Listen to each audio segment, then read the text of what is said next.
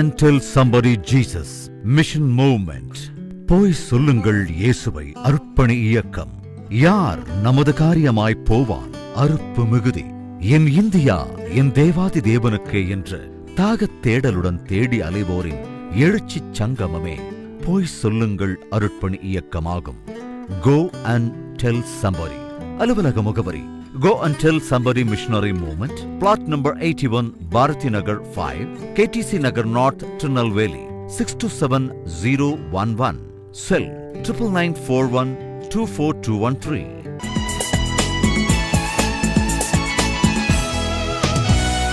தேனினி மயிலும் இயேசுவின் நாமம் திவ்ய மதுரமாமே, அதை தேடியே நாடி ஓடியே வருவி திருச்சபையானோரே. தேனினி மயிலும் இயேசுவின் நாமம் திவ்ய மதுரமாமே.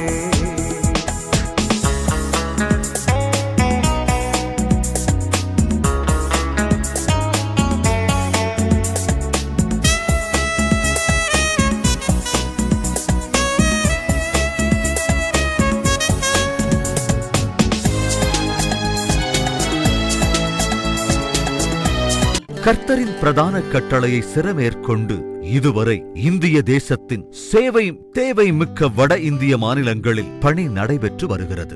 குஜராத்தில் 7 மக்களினத்தவர் மத்தியிலும், பீகார், ஒரிசாவில் 7 மக்களினத்தவர் மத்தியிலும் Go and Tell Somebody அருட்பணி இயக்கம் ஊழியங்களை செய்து வருகிறது. திருச்சபை நிறுவும் பணி. ரட்சிப்பின் செய்தியால் ஆட்கொள்ளப்பட்டு மீட்கப்பட்ட மக்கள் திருச்சபையாகிய மந்தையில் சேர்க்கப்பட்டு ஒன்று கூடி ஆராதிக்க, வேதத்தை கற்றுக்கொள்ள, ஆவிக்குரிய போதனைகளைப் பெற ஆலயங்கள் கட்டி எழுப்பப்பட வேண்டும். ஆலயம் இல்லாத இடங்களில் சபையாக வீடுகளில் கூடியும் மரத்தினடியில் கூடியும் தேவனை ஆராதித்து வருகின்றனர். ஆலயங்கள் இல்லாத இடங்களில் ஆலயங்கள் எழுப்பப்பட ஜெபிப்போம், உதவி செய்வோம். நமது ஆண்டவரும் இரட்சகருமாய் இயேசு கிறிஸ்துவின் கிருபையுள்ள நாமத்திலே உங்கள் யாவருக்கும் அன்பின் நல்வாழ்த்துக்கள் கூறி இன்றைய இந்த செய்தி வேளைக்குள்ளாக உங்களை தயவோடு அழைக்கிறோம். Go and Tell Somebody missionary இயக்கத்தின் சார்பாக உங்களுக்கு வாழ்த்துக்களையும் ஆசீர்வாதங்களையும் பகிர்ந்து கொள்கிறோம். தேவனுடைய கிருபை உங்களோடு இருப்பதாக. தொடர்ந்து நமக்காக, நம்முடைய ஊழியங்களுக்காக நீங்கள் செபிக்கும்படி தயவாய் கேட்டுக்கொள்கிறோம். ஒவ்வொரு மிஷனரிகளுக்காகவும் மிஷனரிகளுடைய பாதுகாவலுக்காகவும் நீங்கள் ஜெபிக்கும்படியாக கேட்கிறோம். குறிப்பாக நம்முடைய ஊழியர்கள் அனைவருமே மதமாற்ற தடை சட்டம் இருக்கக்கூடிய பகுதிகளிலே ஊழியத்தை நிறைவேற்றி வருகிறார்கள். தேவனுடைய பாதுகாப்பும் அவருடைய சட்டையின் மறைவும் பிள்ளைகளுக்கு பூரணமாய் கிடைக்கவும், விசுவாசிகள் விசுவாசத்திலே பலப்படவும் நீங்கள் ஜெபியுங்கள். இந்த ஊழியங்கள் உங்களுடைய ஜெபத்தினாலும் உங்களுடைய உற்சாகமான பங்களிப்பினாலும் தாங்கப்படுவதற்காக நாங்கள் காத்திருக்கிறோம். உங்களுடைய ஜெபம் மிக அவசியம். ஆண்டவர் உங்களை பாரப்படுத்துவார் என்றால் இந்த ஊழியத்தின் தேவைகளை பகிர்ந்து கொள்ள உங்களுடைய கரங்களை எங்களோடு இணைக்கலாம். எங்களோடு தொடர்பு கொள்ள வேண்டிய முகவரி இறுதியில் வருகிறது. நீங்கள் அதை பார்த்து நீங்கள் தெரிந்து கொள்ளும்படியாக தயவாய் கேட்டுக்கொள்கிறோம்.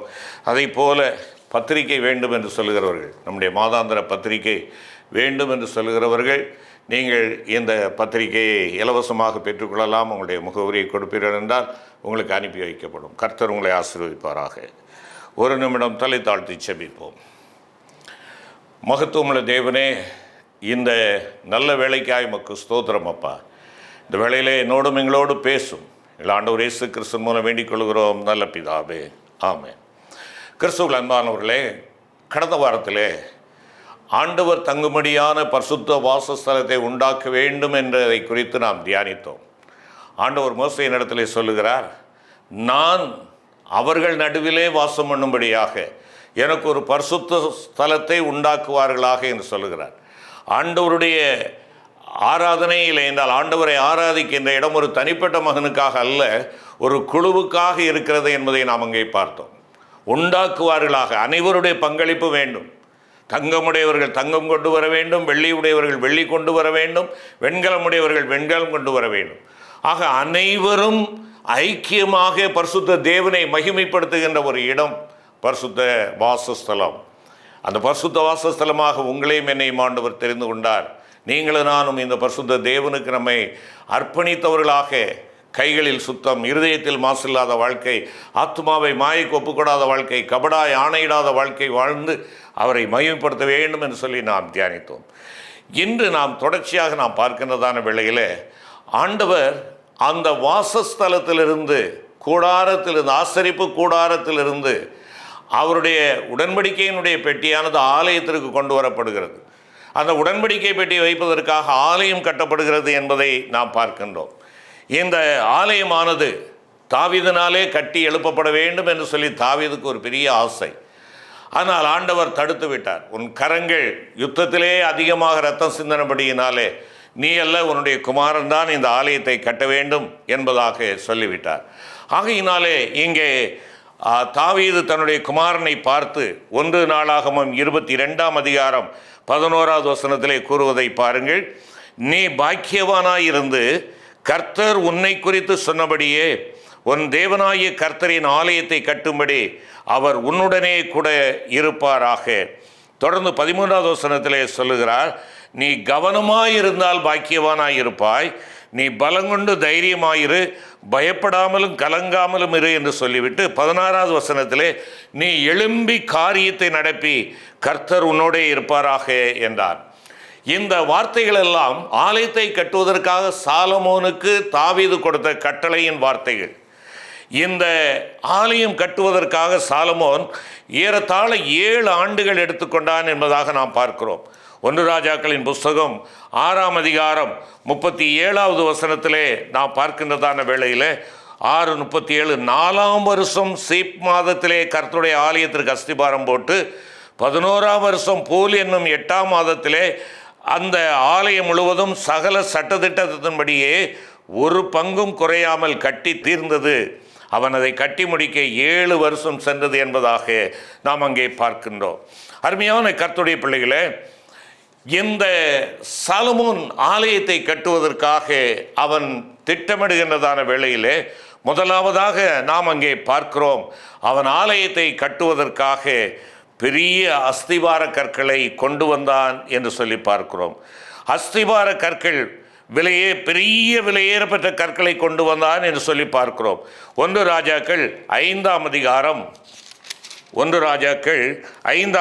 17ஆம் வசனம், வெட்டின கல்லால் ஆலயத்துக்கு அஸ்திபாரம் போட பெரிதும் விலையேறப்பட்டதுமான கற்களை கொண்டு வர ராஜா கட்டளையிட்டான். அருமையான கர்த்தருடைய பிள்ளைகளே, சாலமோன் பயன்படுத்தின கற்கள், ஆலயத்தை கட்டுவதற்கு பயன்படுத்தின கற்களை நாம் இங்கே பார்க்கிறோம். முதலாவதாக அஸ்திபார கற்களை கொண்டு வருகிறான். இந்த அஸ்திபார கல் எப்படிப்பட்டதாக இருக்கிறது? அங்கே வேதம் சொல்கிறது வெட்டி எடுக்கப்பட்ட கல். அது வெட்டப்பட்ட ஒரு கல். அந்த கல் வெட்டி எடுக்கப்படவில்லை என்றால் அதனாலே ஆலயத்திற்கு பிரயோஜனம் கிடையாது. அருமையான கர்த்தருடைய பிள்ளை, ஒன்றை நாம் அறிந்து கொள்ள வேண்டும். அந்த கல்லானது அந்த பாறையோடோ அல்லது பூமியிலே அந்த பூமியோடோ ஒட்டப்பட்டு இருக்கும் என்றால் அதனால் பிரயோஜனம் இல்லை. அவைகள் வெட்டி எடுக்கப்பட வேண்டும். வெட்டி எடுக்கப்பட்ட பெரிதும் விலையேறப்பட்டதாக இருக்கிறது. வெட்டி எடுக்கப்பட்ட கல் விலையேறப்பட்ட கல்லாக இருக்கிறது. ஆம், தேவனுடைய ஆலயத்திற்கு பயன்படுத்தக்கூடிய அஸ்திவார கல் வெட்டி எடுக்கப்பட்ட கல். வெட்டி எடுக்கப்பட்ட கல் விலையேற பெற்ற கல். அருமையான கர்த்தருடைய பிள்ளைகளே, 1 ராஜாக்கள் 5ஆம் அதிகாரம் 17ஆம் வசனம் அதைத்தான் சொல்லுகிறது. அது மாத்திரமல்ல, எபேசியர் 2ஆம் அதிகாரம் 20வது வசனத்தை நீங்கள் பார்ப்பீர்கள் என்றால், எபேசியர் 2ஆம் அதிகாரம் 20வது வசனத்திலே நாம் பார்க்கின்ற பொழுது, அப்போஸ்தலர் தீர்க்கதரிசிகள் என்பவர்களுடைய அஸ்திபாரத்தின் மேல் கட்டப்பட்டவர்களுமாய் இருக்கிறீர்கள், அதற்கு இயேசு கிறிஸ்து தாமே மூலைக்கல்லாய் இருக்கிறார். அடுத்த வசனம், அவர் மேல் மாளிகை முழுவதும் இசைவாய் இணைக்கப்பட்டு கர்த்தருக்குள் பரிசுத்த ஆலயமாக எழும்புகிறது. அவர் மேல் நீங்களும் ஆவியினாலே தேவனுடைய வாசஸ்தலமாக கூட்டி கட்டப்பட்டு வருகிறீர்கள். இங்கே பவுலடிகளார் சொல்லுகிறார், சாலமோன் கட்டின தேவாலயத்தை நாம் பார்க்கின்றதான் இந்த வேளையில் நீங்களும் நானும் தேவனுடைய ஆலயமாக கூட்டி கட்டப்பட்டு வருகிறோம் என்பதாக சொல்லுகிறார். அதற்கு மூலைக்கல்லாக இருப்பவர் ஆண்டவராய் இயேசு கிறிஸ்து. என்ன அருமையான ஒரு ஒப்புமை என்பதை நீங்கள் பாருங்கள். ஆம், எனக்கு கேட்டுக்கொண்டிருக்கிற அருமையான கர்த்தருடைய பிள்ளைகளே, இன்று தேவனுடைய ஆலயமாக நீங்களும் நானும் விளங்குவதற்கு தேவைப்படுகின்ற அஸ்திபார கல் வெட்டி எடுக்கப்பட்ட கல்லாக இருக்க வேண்டும். வெட்டி எடுக்கப்பட்ட ஒரு கல், வெட்டி எடுக்கப்பட்ட கல் என்று சொல்கின்ற பொழுது மீட்பின் அனுபவத்தை காண்பிக்கிறது. நான் உலகத்தோடு இருந்தேன், உலக சகவாசங்களோடு இருந்தேன், உலக நாட்டத்திலே இருந்தேன், மனம் போன்றபடி ஜீவிக்கிறவனாயிருந்தேன், சுயநலக்காரனாயிருந்தேன், ஆகாதவனாக இருந்தேன், துன்மார்க்கனாயிருந்தேன். ஆனால் உலக வழிபாடுகளிலே இருந்த என்னை என் ஆண்டவர் தனக்கென்று என்னை பிரித்தெடுத்தார், வெட்டி எடுத்தார், என்னை தெரிந்து கொண்டார், அவருக்காக என்னை தெரிந்து கொண்டார். நான் வெட்டப்பட்ட ஒரு வாழ்க்கை, பிரித்தெடுக்கப்பட்ட ஒரு வாழ்க்கை உள்ளவனாக இருக்கிறேன். நான் உலகத்தோடு ஜீவித்துக் கொண்டிருந்தேன், இன்று மாறுபட்ட ஜீவியத்திற்குள்ளாக நான் வந்திருக்கிறேன். பிரியமான கர்த்தருடைய பிள்ளைகளே, நீங்களும் நானும் வெட்டி எடுக்கப்பட்ட கற்களாக இருக்கிறோமா? தேவனுடைய ஆலயமாக நீங்களும் நானும் துலங்குவதற்கு, அடித்தளமாக அஸ்திபாரம் போடுவதற்கு நீங்களும் நானும் வெட்டி எடுக்கப்பட்ட, இல்லைனால் பிரித்தெடுக்கப்பட்ட, வேறு பிரிக்கப்பட்ட ஆண்டவராகிய இயேசு கிறிஸ்துவின் இரத்தத்தினாலே கழுவப்பட்ட மறுபிறப்படைந்த ஒரு மகனாக மகளாக நீங்களும் நானும் விலையேற பெற்ற கற்களாக இருக்கிறோமா? அவைகள் வெட்டப்பட்டபடியினாலே தான் அவைகள் விலையேறப்பட்டவைகளாய் மாறுகின்றன. ஆம், இதைத்தான் பேதுரு அப்போஸ்தலன் தன்னுடைய முதலாவது நிருபத்திலே குறிப்பிடுகின்ற பொழுது 2ஆம் அதிகாரம் 9வது வசனத்திலே அவர் என்ன சொல்லுகிறார்? ஆச்சரியமான ஒளியினிடத்திற்கு வரவழைத்தாராம் நம்மை. நீங்கள் ராஜரீக ஆசாரிய கூட்டமாக இருக்கிறீர்கள் என்பதாக சொல்லுகிறார். விலையேற பெற்ற, இல்லை என்றால் மதிப்புக்குரிய, கனத்திற்குரியவர்களாக, மேன்மைக்குரியவர்களாக ஆண்டவர் உங்களையும் என்னை தெரிந்தெடுத்திருக்கிறார். நீங்கள் நான் யார்? சாதாரணமானவர்கள் அல்ல, ராஜரீக ஆசாரிய கூட்டம். ராஜரீக ஆசாரிய கூட்டம், ராஜாக்களும் ஆசாரியர்களுமாக நம்மை தெரிந்தெடுத்திருக்கிறார். அருமையான கர்த்தருடைய பிள்ளையே, நீயும் நானும் ஆண்டவருடைய வாசஸ்தலமாக, ஆண்டவருடைய ஆலயமாக இருக்க வேண்டும் என்றால் நீ வெட்டப்பட்ட கல்லாக இருக்கிறாயா? நீ வெட்டி எடுக்கப்பட்ட கல்லாக இருக்கிறாயா? நீ வெட்டி எடுக்கப்பட்ட கல்லாக இருப்பாய் என்றால் நீ ஒரு ராஜரீக ஆசாரிய கூட்டம்.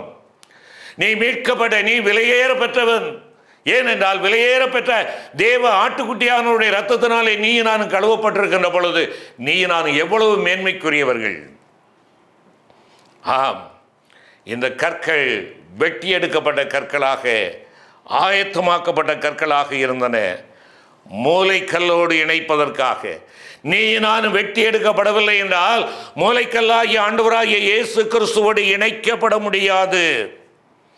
அந்த மூலைக்கல்லோடு இணைக்கப்படுகின்ற பொழுது மாத்திரமே பாரத்தை சுமப்பதற்கு தகுதியானவைகளாயிருக்கின்றன. நீ வெட்டி எடுக்கப்பட்ட கல் தான், ஆனால் மூலைக்கல்லோடு இணைக்கப்படுவதற்கு நீ உன்னை ஒப்புக் கொடுத்திருக்கிறாயா? நீ வெட்டி எடுக்கப்பட்ட ஒரு கல், நீ ரட்சிக்கப்பட்ட தேவனுடைய பிள்ளை, நீ ஆண்டவருக்கு என்று பிரித்தெடுக்கப்பட்ட ஒரு மகன், ஆனால் ஆண்டவரோடு இணைக்கப்பட்டவனாக இருக்கிறாயா? ஆண்டவருடைய ஆளுகைக்கு உன்னை ஒப்புக் கொடுத்தவனாக இருக்கிறாயா? அப்பொழுதுதான் நீ மீட்கப்பட்டவனுடைய பொருள் விளங்கும். நீ மீட்கப்பட்டவன், மீட்பரால் ஆளுகைக்குட்பட்டவன் என்பதை அதை உலகம் அறிந்து கொள்ள முடியும். வெட்டி எடுக்கப்பட்ட கல்லாக நீங்களும் நானும் இல்லை என்றால் பிரயோஜனம் இல்லை. அந்த கற்கள் சாதாரணமாய் தரையிலே கிடக்கக்கூடியதாக தங்களுடைய கால்களிலே இருக்கக்கூடிய அசுசிகளை துடைப்பதற்கு மாத்திரமே பயன்படும். என்று நீங்கள் பயன்படுவதற்கு, தேவனுக்கென்று பயன்படுத்தப்படுவதற்கு, அவர் உங்களை பிரித்தெடுக்கும்படியாக, அவருடைய இரத்தத்தினாலே கழுவப்படும்படியாக அவருடைய சமூகத்திலே ஓடி வர மாட்டீர்களா? ஆம், ஆண்டவரால் பிரித்தெடுக்கப்பட்ட ஒரு அனுபவம், ஆண்டவருக்கென்று பிரித்தெடுக்கப்பட்ட ஒரு அனுபவம், ஆண்டவருக்கென்று உலக வழிபாடுகளிலிருந்து தெரிந்தெடுக்கப்பட்ட ஒரு அனுபவம். இப்பொழுது உலகத்திலிருந்து பிரித்தெடுக்கப்பட்ட நான் உன்னதரோடு இணைக்கப்படுகிறேன். அந்த மூலைக்கல்லோடு நான் இணைக்கப்படுகிறேன். அவர் என் வாழ்க்கையிலே என்னை ஆளுகை செய்கிறவராக இருக்கிறார். நான் இப்பொழுது பாரம் சுமப்பதற்கு நான் தயாராகிவிட்டேன். தேவனை அறிந்திருக்கிறேன் என்று சொல்லுகிற கர்த்தருடைய பிள்ளையே, தேவனுடைய ஆளுகைக்கு உன்னை ஒப்புக் கொடுத்திருக்கிறாயா? தேவனுடைய ஆளுகைக்கு உன்னை ஒப்புக் கொடுத்திருக்கிறாயா? ஆம், அஸ்திபார கற்கள் வெட்டி எடுக்கப்பட்டவைகளும் விலையேறப்பட்டவைகளுமாய் இருந்தன. இரண்டாவதாக அவன் பயன்படுத்தின கல்லை பார்ப்போம் என்றால், 1 ராஜாக்களின் புஸ்தகம் 6ஆம் அதிகாரம் 7ஆம் வசனம், ஆலயம் கட்டப்படுகையில் அது பணிதீர்ந்து கொண்டு வரப்பட்ட கற்களாலே கட்டப்பட்டது. ஆகையால் அது கட்டப்படுகிற போது சுத்திகள், வாட்சிகள் முதலான எந்த இருப்பு ஆயுதங்களின் சத்தமும் அதிலே கேட்கப்படவில்லை. அருமையான கர்த்தருடைய பிள்ளைகளே, இங்கே அஸ்திபாரம் போட்டாகிவிட்டது. அஸ்திபார கல் மூலைக்கல்லோடு இணைக்கப்பட்டு விட்டது. இப்பொழுது அந்த கட்டடம் கட்டி என்ன செய்ய வேண்டும்? வளர வேண்டும், கட்டி எழுப்பப்பட வேண்டும். அதற்கு அவன் என்ன செய்கின்றான்? சாலமோன் இங்கே ஆலயம் கட்டப்படுவதற்காக பணிதீர்ந்து கொண்டு வரப்பட்ட கற்களாலே அவன் அதை கட்டுகிறான். பணிதீர்ந்த கற்கள், இல்லை என்றால் சமன் செய்யப்பட்ட கற்கள், ஒன்றோடு ஒன்று இணைவாக இசைவாக இருக்கும்படியாக எந்த விதமான மேடுகள் பள்ளங்கள் இல்லாமல் சமமாக்கப்பட்ட கற்கள். அந்த கற்கள் எருசலேமிற்கு வருவதற்கு முன்பாகவே செதுக்கி எடுக்கப்பட்டவைகள் என்பதை நாம் உணர்ந்து கொள்ள வேண்டும். ஏன் தெரியுமா? செதுக்குகின்ற பொழுது சத்தம், இரைச்சல் அதிகமாய் கேட்கும். சுத்தியல் சத்தம் கேட்கும், வாட்சிகள் சத்தம் கேட்கும், மற்றும் மக்களுடைய சத்தங்களும் அங்கே அதிர்ந்து கொண்டிருக்கும். இப்படிப்பட்டவைகள் எல்லாம் இல்லாமல் அவன் என்ன செய்கிறான்? செதுக்கி கொண்டு வருகிறான். அந்த கற்கள் வெடி வைத்து ஒருவேளை தகர்க்கப்படலாம். சத்தம் கொடுக்கும் வேலைகளாகத்தான் அந்த நாட்களிலே இருந்தது. ஆனால் சாலமோனுடைய எண்ணம் என்ன? என் தேவனுக்காக நான் கட்டுகின்ற இந்த ஆலயம், சமாதானத்தின் தேவன், சமாதான பிரபு வந்து வாசம் பண்ணக்கூடிய இந்த ஆலயம் எந்த சத்தமும் இல்லாமல், சந்தடியும் இல்லாமல், அது அமைதியாய், சாந்தமாய், சமாதானமாய் காணப்பட வேண்டும். அமர்மையான கர்த்தருடைய பிள்ளைகளே, இங்கே அவன் சமன் செய்யப்பட்ட கற்களை கொண்டு வருகிறான். சமன் செய்யப்பட்ட கற்களை கொண்டு வருகிறான். பணிதீர்ந்த கற்கள், சமமான கற்கள். இன்றைக்கு ஆண்டவருடைய ஆலயமாக நீங்களும் நானும் கட்டப்படுவதற்கு சமன் செய்த கற்களாக நீங்களும் நானும் இருக்கிறோமா? நம்முடைய உறவுகள் விரிசல் இல்லாமல் உறவுகள் இணைக்கப்பட்டதாக இருக்கிறதா? ஒன்றோடொன்று இசைந்து இணைப்பாய் நாம் கட்டி வருகிறோமா? யோசித்து பார்ப்போம். ஆண்டவருடைய ஆலயமாக தேவன் என்னை தெரிந்தெடுத்திருக்கிறார். என் வீட்டிலே, என் குடும்பத்திலே என் நிமித்தமாய் சமாதானம் உண்டா? இசைவு காணப்படுகிறதா? இணக்கம் காணப்படுகிறதா? ஐக்கியம் காணப்படுகிறதா? ஏக மனம், ஏக சிந்தை காணப்படுகிறதா? என் குடும்பத்திலே இருந்து ஆரம்பிக்கிற அந்த காரியம் வெளியே அது தென்பட வேண்டுமே. குடும்பத்திலே நான் சமாதானமாய் இருப்பேன் என்றால் அந்த சமாதானத்தை நான் எங்கு கொண்டு செல்ல வேண்டும்? சக விசுவாசிகளிடத்திலே கொண்டு செல்ல வேண்டும், அயல் வீடுகளிலே கொண்டு வர வேண்டும், அண்டை வீடுகளுக்கு நாம் கொண்டு வர வேண்டுமே. எருசலேம் சமாதானத்தின் நகரம், சமாதானபுரம் என்று ஒரு பெயர் உண்டு எருசலேமுக்கு. ஆம், நீங்களும் நானும் சமாதானபுரம், மறந்துடாதீங்க. ஆண்டவருடைய இரத்தத்தினாலே கழுவப்பட்டு மீட்கப்பட்ட மனுக்குலமாக இருக்கிற நீ நானும் இசை உள்ளவர்களாக இருக்க வேண்டும், சமன் செய்யப்பட்டவர்களாக, பணிதீர்ந்த கற்களாக நீங்களும் நானும் காணப்பட வேண்டும். ஆம், எனவேதான் எபிரேயர் 12:14 நாம் பார்க்கிறோம், சமாதானமாயிருக்க நாடுங்கள். 2 பேதுரு 3:14 சமாதானத்தோடு காணப்பட எச்சரிக்கையாக இருங்கள், ஜாக்கிரதையாக இருங்கள் என்பதாக சொல்லுகிறார். 122ஆம் சங்கீதம் 3வது வசனம் என்ன சொல்கிறது? எருசலேம் இசைவினைப்பான நகரம், இசைவினைப்பான நகரம். எருசலேமில் ஒரு வீட்டுக்கும் அடுத்த வீட்டுக்கு இடையில எந்த விதமான இடம் போட்டு கட்ட முடியாது. ஒன்றோடொன்று இசைவாய் கட்டப்பட்டிருக்கிற இடங்கள். இன்றைக்கு நாம் அங்கே இது ஏன் இடம், இது பொது இடம், இது ஓ இடம் என்னெல்லாம் என்று தகராறுகள் நடைபெறுகிறது. ஆனால் எருசலேம் நகரம், நீயும் நானும் எருசலேம், நீயும் நானும் சமாதானபுரம், நீயும் நானும் ஆண்டவர் தங்கி வாசம் பண்ணுகின்ற இடம். இங்கே எந்த விதமான சமாதான குறைவுக்கும் இடம் இருக்கக்கூடாது. வெட்டி எடுக்கப்பட்ட கற்கள் அஸ்திபார கற்களாய் அமைந்தன. சமன் செய்த கற்கள், பணிதீர்ந்த கற்கள் சுவர் எழுப்புவதற்கு அங்கே உதவியாக அவன் கொண்டு வந்தான் என்று சொல்லி பார்க்கிறோம். சமாதானத்தை விளங்க பண்ணுகிற இடம் தேவனுடைய ஆலயம். சமாதானத்தை வெளிப்படுத்துகின்ற இடம் தேவனுடைய ஆலயம். அருமையான கர்த்தருடைய பிள்ளைகளே, ஒரு பாரம்பரிய கதை ஒன்று உண்டு. 2 பேர் அண்ணன் தம்பிகள், 2 பேரும் சந்தோஷமாக மனநிறைவோடு இருக்கிறார்கள், சமாதானமாக இருக்கிறார்கள். ஆனால் அண்ணனுக்கு குழந்தை இல்லை, தம்பிக்கு குழந்தைகள் ஏராளம் உண்டு. 2 பேரும் விதை விதைக்கிறார்கள். கோதுமை அறுவடை மிகுதியாக இருக்கிறது. அண்ணன் சென்று தன்னுடைய வயலை பார்க்கிறான். நிறைய விளைஞ்சிருக்குது. நமக்கு இவ்வளவு தேவையில்லை, நமக்கு குழந்தைகளும் இல்லை. தம்பிக்கு நாம் கொஞ்சம் நம்முடைய அறுப்பை கொஞ்சம் தம்பியினுடைய இடத்துல கொடுத்தோம் என்றால் அவன் பிள்ளைக்குட்டிக்கார அவன் சந்தோஷமாக இருக்கும் என்று சொல்லி அவன் மனதிலே நினைத்து கொள்ளுகிறான். தம்பியும் தன்னுடைய வயலை பார்க்க செல்லுகிறான், விளைச்சலை பார்க்கிறான், மகிழ்ச்சி அடைகிறான், ரொம்ப சந்தோஷம். நாம் அண்ணனுடைய பிள்ளைகளாக இருக்கிறோங்கிறது அண்ணனுக்கு வெளிப்படுத்த, அண்ணனோடு அன்பை பகிர்ந்து கொள்வதற்காக அண்ணனுக்கு நாம் கொஞ்சம் விளைச்சலை கொடுக்க வேண்டும் என்று சொல்லி அவன் எண்ணுகின்றான். இருவரும் வெவ்வேறு நேரங்களிலே சிந்திக்கிறார்கள்.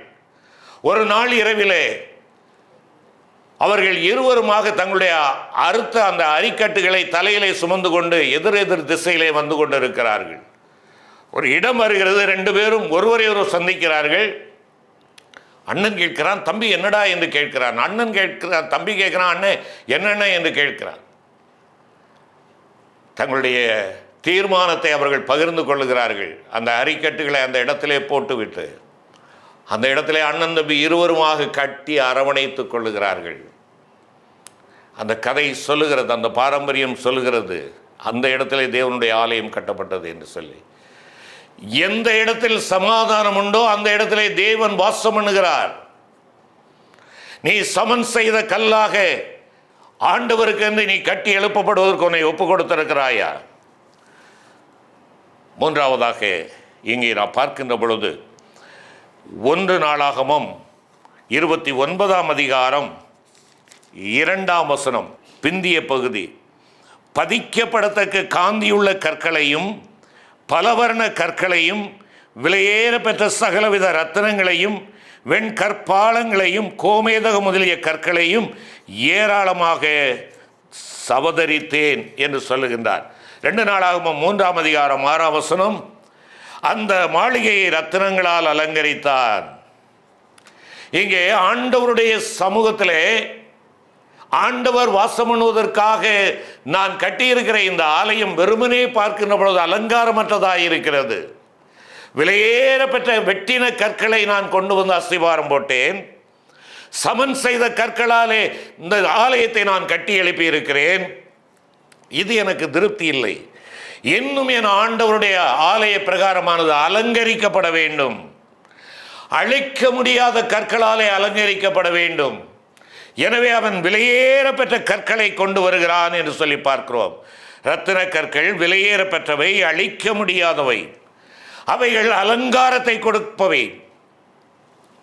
அருமையான கர்த்தருடைய பிள்ளையே, சாலமோனுடைய வாஞ்சையை பாருங்கள்.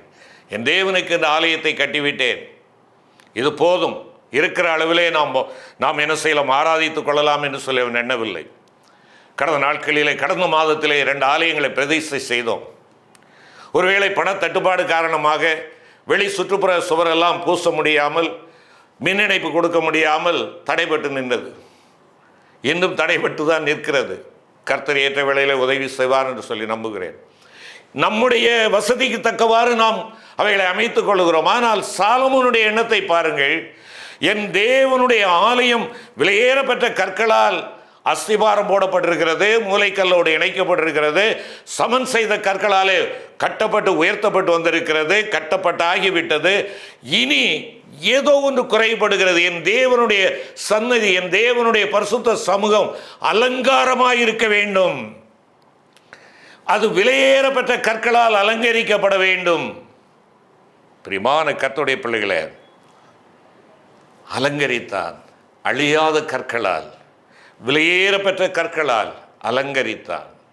ஆம், இன்று நீங்களும் நானும் விலையேறப்பெற்ற பரிசுத்தம் என்பது நம்முடைய ஜீவியத்தின் அலங்காரமாக இருக்கிறதா?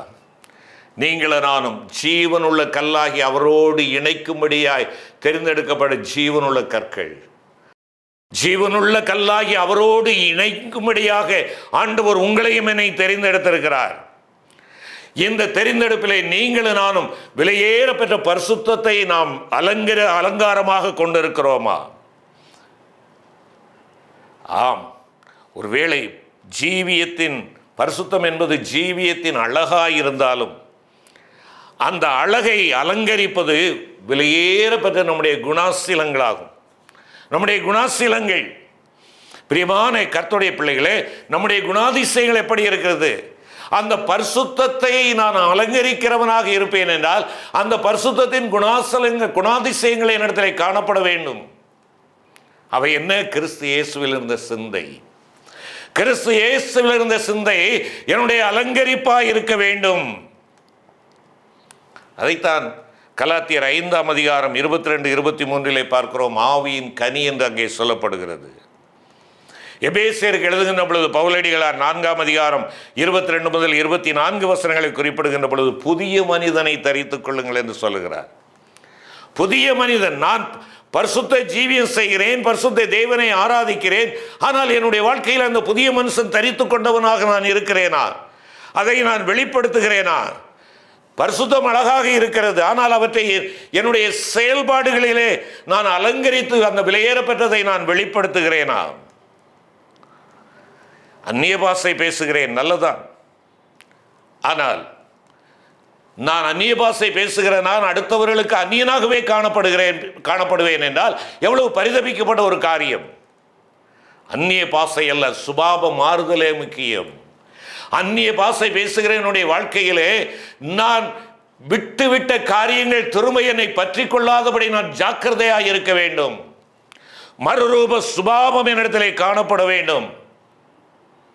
இன்று அது இல்லாமல் நான் பேசுகிற எல்லா அந்நிய பாஷைகளும் அபத்தமான பாஷைகள் என்பதை மறந்து போகக்கூடாது. அந்நிய பாஷை ஓய்ந்து போம், ஆனால் தேவனுடைய திவ்ய சுபாவமாகிய அன்போ நிலைத்திருக்கும் என்பதாக 13ஆம் அதிகார கொரிந்தியரிலே நாம் பார்க்கிறோமே. அருமையான கர்த்தருடைய பிள்ளைகளே, தேவனுக்காக நீ ஆலயத்தை கட்டு. சாலமோனுக்கு தாவீது கொடுத்த கட்டளை. அவன் கட்டினான். வெட்டி எடுக்கப்பட்ட விலையேறப்பட்ட கற்கள் அஸ்திபார கற்களாக, சமன் செய்யப்பட்ட கற்கள் சமாதான கற்களாக சமாதான தேவனுக்கு அவன் ஆலயத்தை கட்டுவதற்கு பயன்படுத்தினான். என் தேவனுடைய ஆலயம் அலங்கரிக்கப்பட வேண்டும். விலையேறப்பட்ட கற்களாலே, ரத்தின கற்களாலே அலங்கரித்தான். ஆலயத்தின் விலையேறப்பட்ட ரத்தின கற்களாக நீங்களும் நானும் திகழ்கிறோமா? யோசித்து பார்ப்போம். தேவனுடைய அழகினிலே காணப்படுகிறதா? தேவனுடைய பரிசுத்தமெனிலே விளங்கப்படுகிறதா? தேவனுடைய தாழ்மை, தேவனுடைய அன்பு, தேவனுடைய நீடிய சாந்தம் என்னுடைய வாழ்க்கையிலே காணப்படுகிறது. இவைகளெல்லாம் வெளியேறப்பட்ட இரத்தின கற்கள். அருமையான கர்த்தருடைய பிள்ளைகளே, இன்று என் மீது எரியப்படும் கற்களை நான் இரத்தின கற்களாக மாற்றிக்கொண்டிருக்க வேண்டும். என் மேல் வீசி எறியப்படும் கற்களை வைத்தே நான் என் தேவனுக்கு பரிசுத்த ஜீவியம் செய்வதற்கான மாளிகையை நான் கட்டுகிறேன் என்கிறவர்களாக நீங்களும் நானும் காணப்பட வேண்டும். யாரோ சொல்லிட்டாங்கிறதுக்காக நான் சுபாவ மனுஷனாக மாறுவேன் என்றால், உலக மனிதனாக மாறுவேன் என்றால் நான் தேவனுடைய ஆலயமாக இருக்க முடியாது. சகோதரா, சகோதரி, நீங்கள் தேவனுடைய ஆலயம். நீங்கள் தேவனுடைய ஆலயமாக இருக்க வெட்டி எடுக்கப்பட்ட அனுபவம் உங்களிடத்தில் இருக்கிறதா? பிரித்தெடுக்கப்பட்டவர்களாக, நீங்கள் சமன் செய்யப்பட்டவர்களாக, சமாதானத்தையும் ஐக்கியையும் சிநேகத்தையும் ஏக மனதையும் கொடுக்கிற பிள்ளைகளாக இருந்து சமாதான தூதுவர்களாக நீங்களும் நானும் ஆலயமாகி நம்முடைய வாழ்க்கையை கட்டி கொண்டிருக்கிறோமா? விலையேறப்பட்ட இரத்தின கற்களால் என்னுடைய ஆண்டவருக்கு என்று நான் ஜொலிக்கிறவனாக, இயேசுவின் அழகை வெளிப்படுத்துகிறவனாக, பரிசுத்தத்தை, அன்பை, அழகை நான் அலங்கரித்து காட்டி கொண்டிருக்கிறவனாக இருக்கிறேனா? செபிப்போம். கிருபை நிறைந்த ஆண்டவரே, சாலமோன் கட்டின ஆலயத்திலே அஸ்திபார கற்கள் வெட்டி எடுக்கப்பட்டவையாக இருந்தன.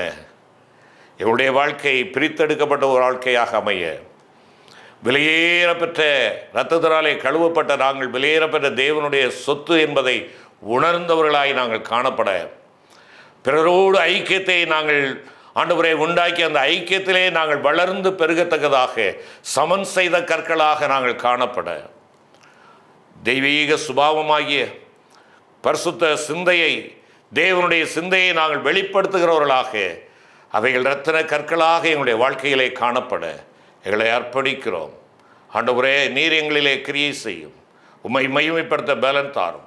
எங்கள் ஆண்டவர் இயேசு கிறிஸ்து மூலம் வேண்டிக் கொள்கிறோம் நல்ல பிதாவே, ஆமென்.